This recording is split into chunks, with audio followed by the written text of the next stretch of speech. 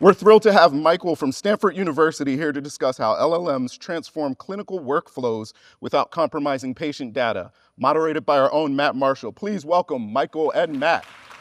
Michael, welcome. Thank you so much, Matt. It's great to be here. Thanks for joining us. My pleasure. So we're going to be talking about the Stanford's ChatEHR, right? The electronic health record, which allows doctors to chat with your electronic health record. Yes. And it tackles one of the biggest problems, which is, doctors, clinicians spending about 60% of their time on admin tasks, right? They're in the pajamas doing work in the evenings. Right. And this has been a real stress and a big source of burnout.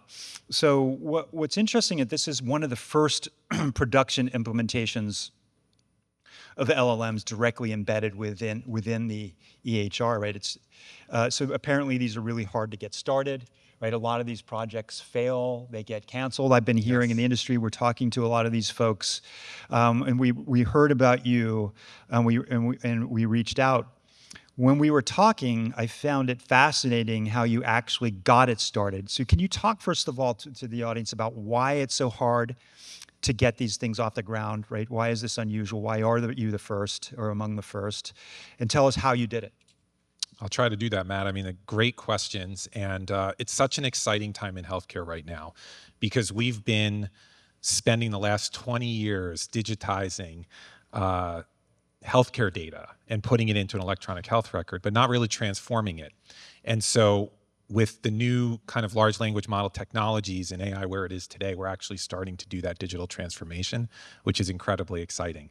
So if we go backwards about 2 years, a year and a half now, there was an idea that came out of one of our labs that we work with, a student thinking about how could we chat with the electronic health record like you would a ChatGPT or whatever. And that through many, many iterations and a lot of people is now what we call ChatEHR, which is basically we use a couple different models depending on how large a payload we're going to send over, but it allows clinicians to interact with the electronic health record for each individual patient by having a dialogue with the patient's record.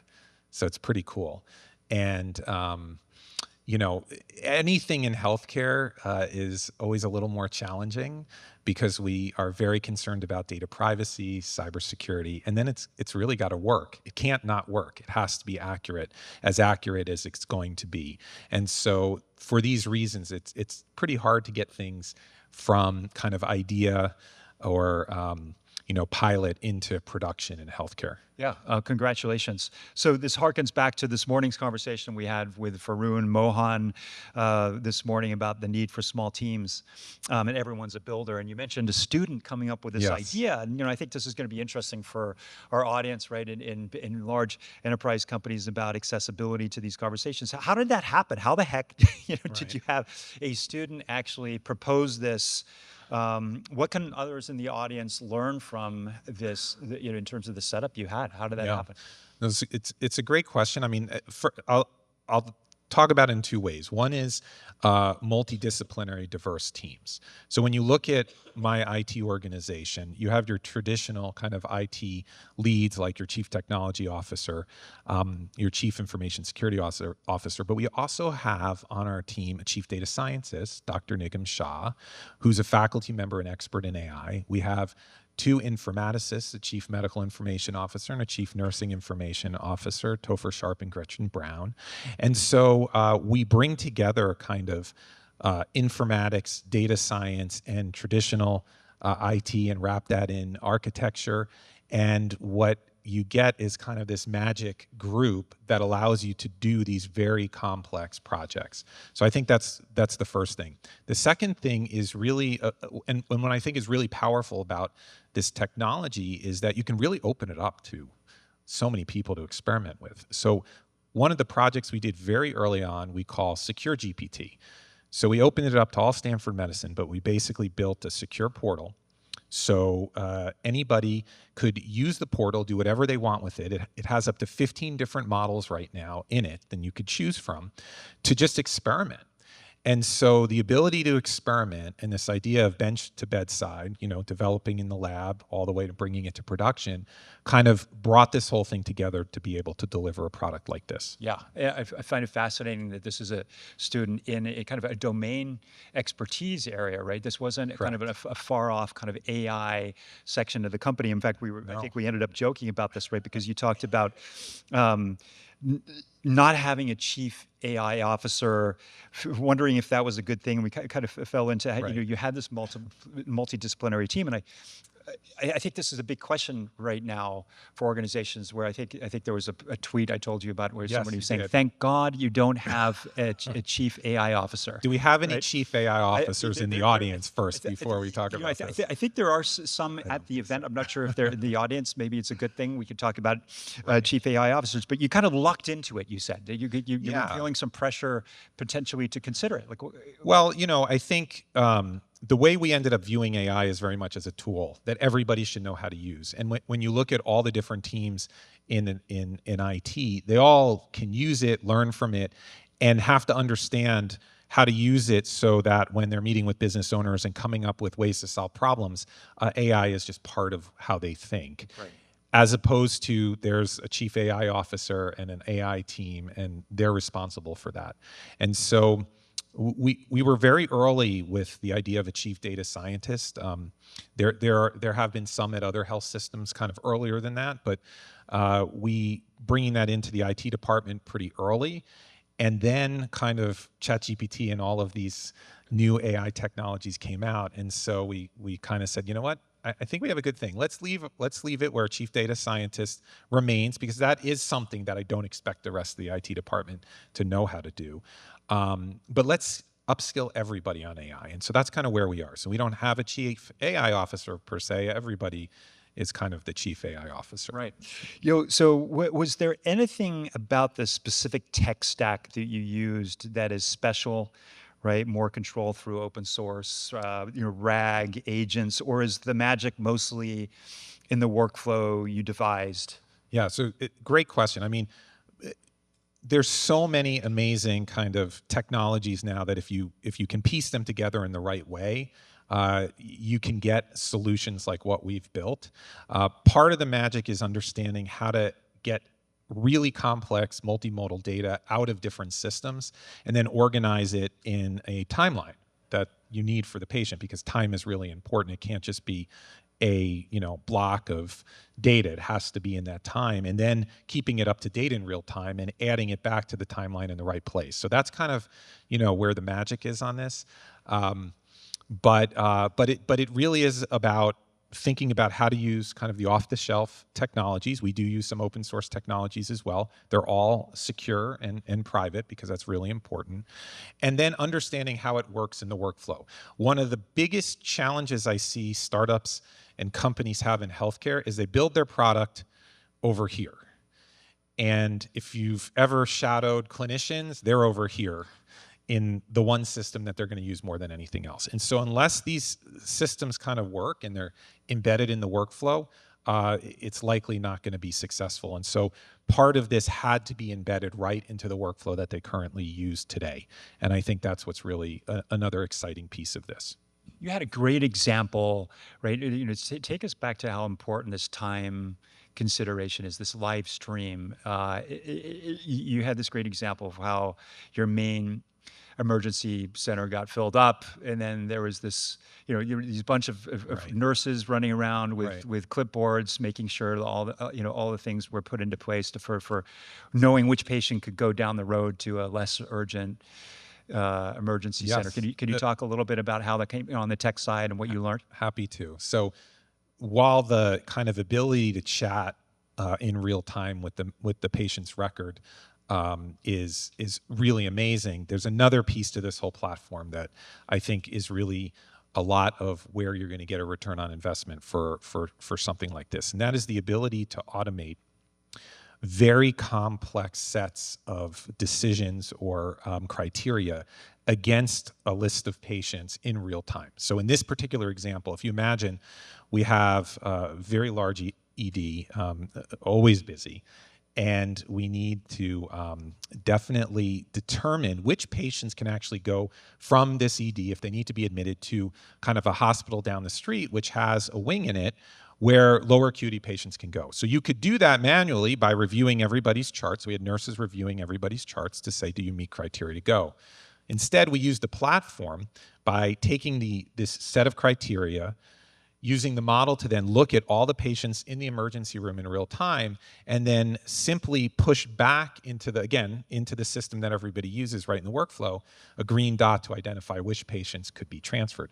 So you've eliminated the need to manually review things, and you can do this in real time. So you begin to see increased census over at the other hospital, and just a much better workflow for people. So we're really excited about the automation capabilities, and the fact that it's in real time, I think, is really key.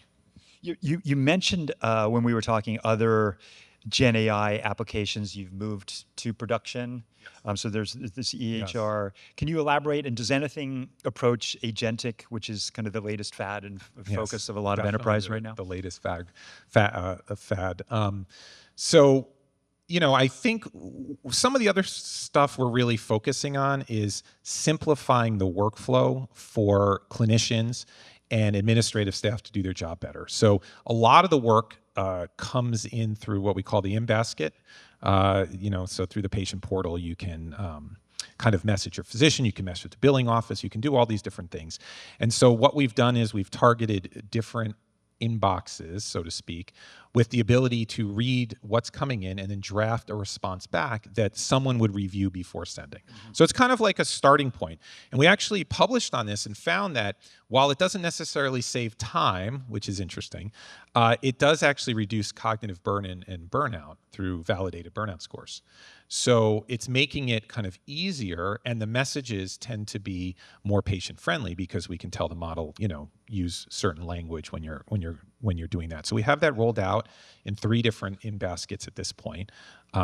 Patient messages coming in, results that go back out, and then billing questions that come back in.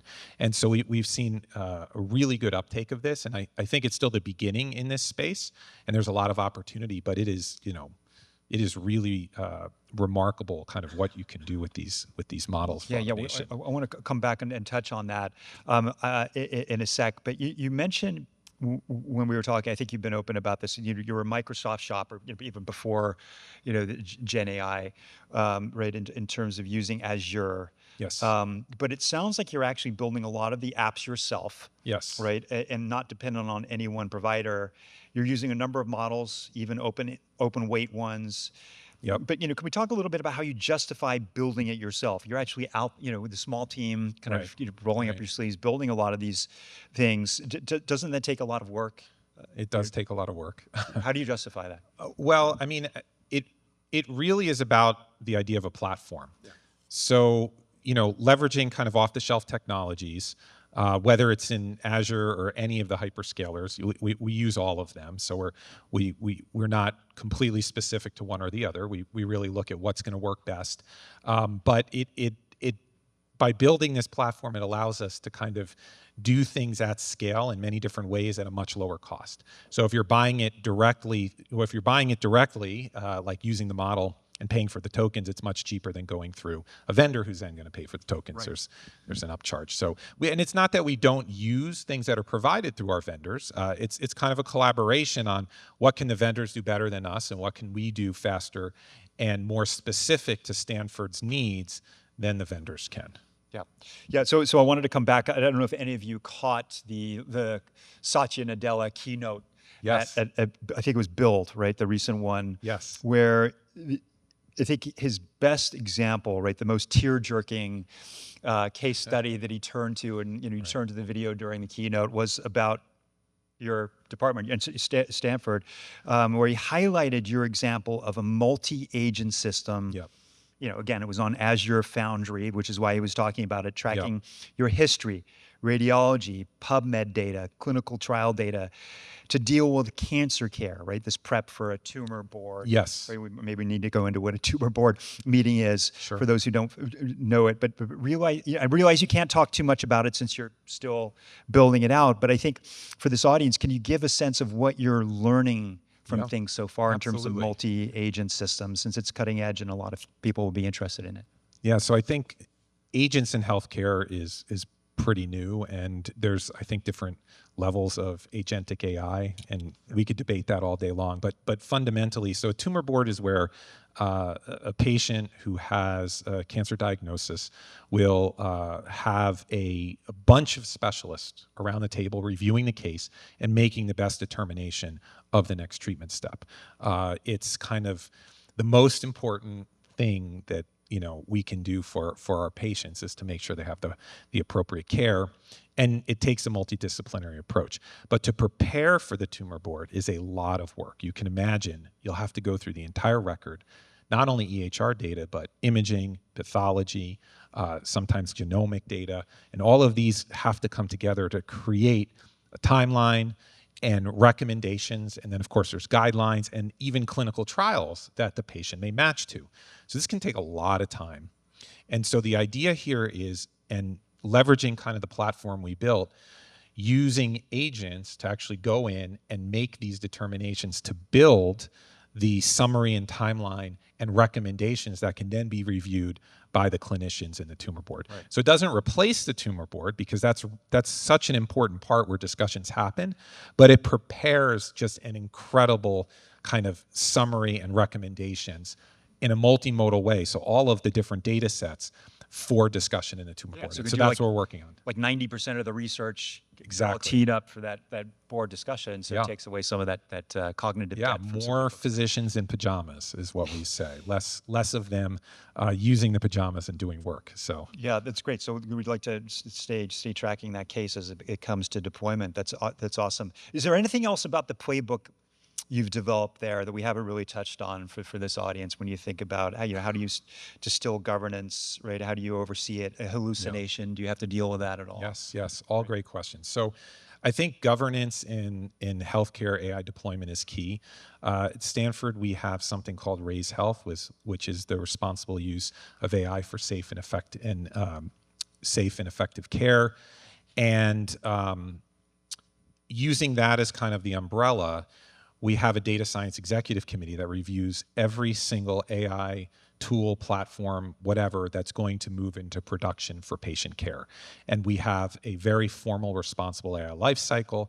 So we understand, ahead of time what we're looking for to measure how the models or deployment will work, all the way to it's in production, how do we monitor it? So governance is really important. And then, of course, once you put it in, you have to keep an eye on it. And that's really key. So all of that has to come together, which is another reason why, when we're looking to deploy things in healthcare, it's not so easy, because it's got to go through that whole process to make sure it's as safe as possible. And hallucinations, by kind of limiting what the data set is available to the model. So if you only limit it to say one patient's medical record, and you have appropriate prompting and continuous feedback, you can get that down way below 1%. Michael, I see that we're out of time, but I just have to ask one question around what happened to those nurses walking around with the clipboards, getting all these people down to the Sequoia wing? Are they out of a job, or no? So, not at all. They're doing actual patient care things that we need them to do. Redeploy them. Redeployed. I mean, there is a physician and nursing shortage in the world, really. Yeah. So these technologies are going to shift the time physicians and nurses spend doing administrative tasks, like looking through a chart, to patient care, one-on-one FaceTime. And just one quick example, we've deployed ambient AI scribes. So if you go to see one of our physicians, you'll have a discussion and a note will appear later instead of typing on the computer. And that face-to-face interaction is just priceless. And we're going to see AI shift more to the clinician-patient interaction than ever before. All right. Michael, we're out of time. Thank you very much. Thanks, Great conversation. Matt. Really appreciate Congratulations it. for everything. Thank you so much. Thanks.